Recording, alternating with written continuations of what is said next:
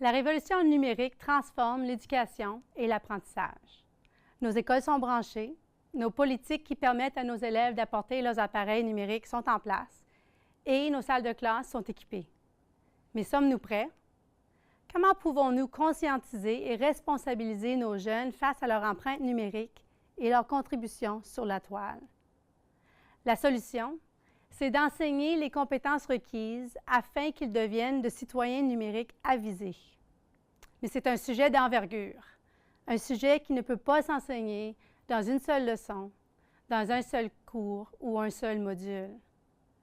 C'est un défi que d'enseigner la citoyenneté numérique, car ça ne s'inscrit pas à un niveau en particulier, ni à un domaine spécifique, ni à un curriculum distinct.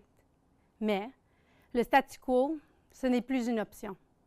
Je propose 7 thèmes essentiels qui forment la base d'un parcours de citoyenneté numérique. Des thèmes que nous devons aborder avec nos élèves au fur et à mesure que les situations d'apprentissage se présentent. Le premier thème, c'est celui de l'identité numérique. Donc, nos élèves, ils gèrent des identités en ligne nombreuses. Ils ont des comptes de messagerie, ils ont des avatars et de nombreux profils sur les réseaux sociaux.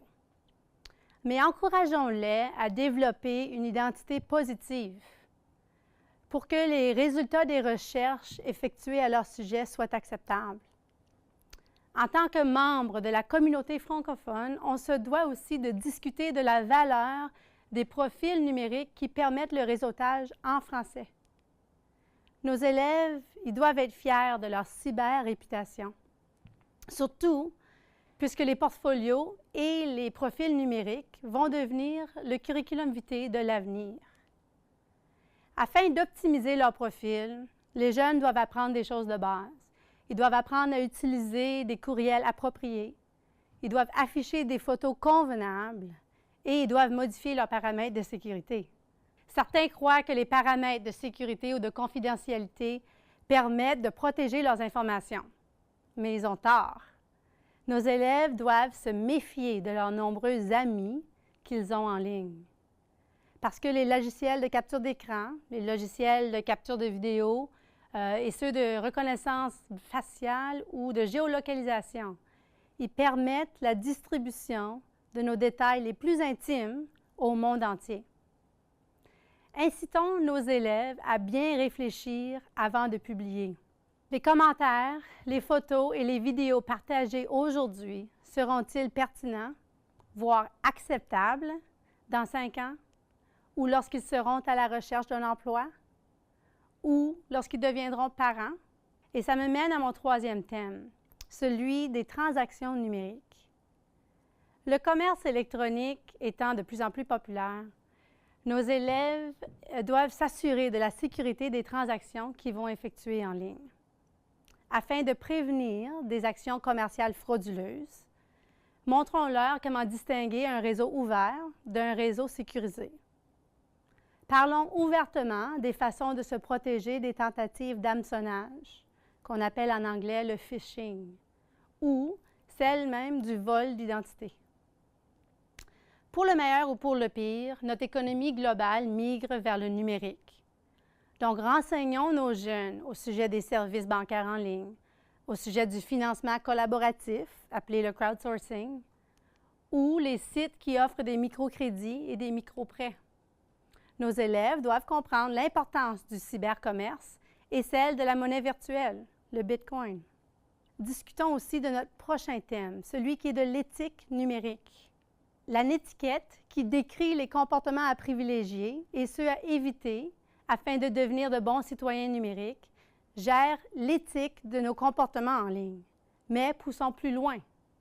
Dans un contexte scolaire, l'éthique numérique implique aussi l'honnêteté académique.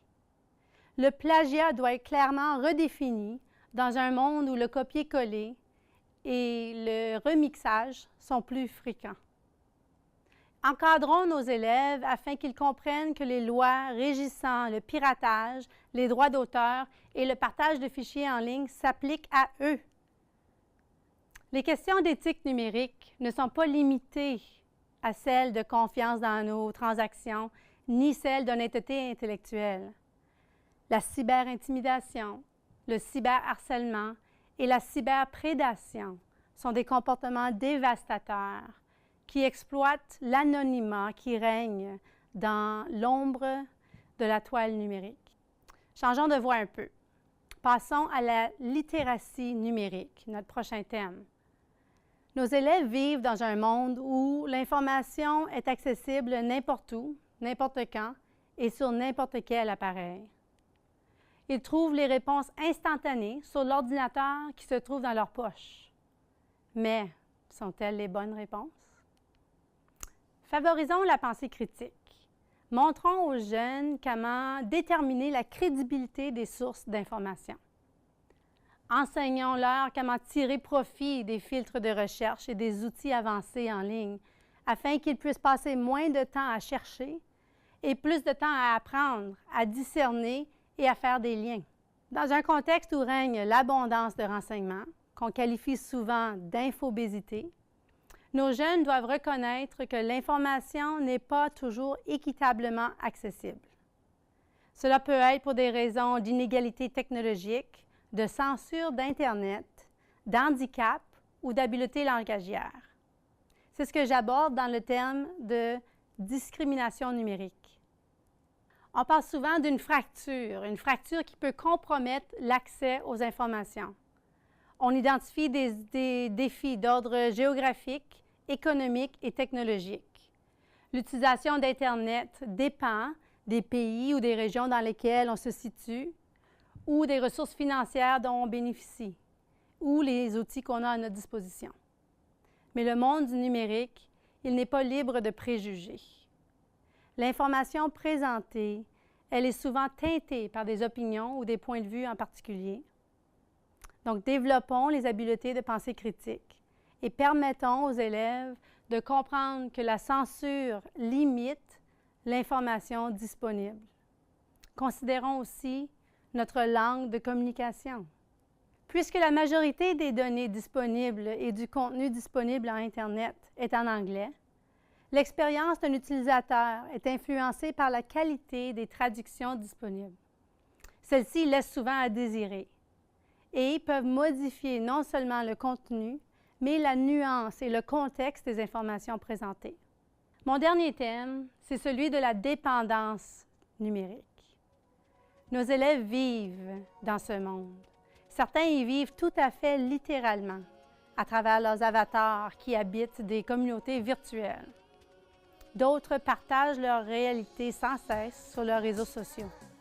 Mais ces interactions en ligne peuvent avoir un effet positif, mais poussées à l'extrême, cette participation peut avoir des effets physiologiques et émotionnels néfastes.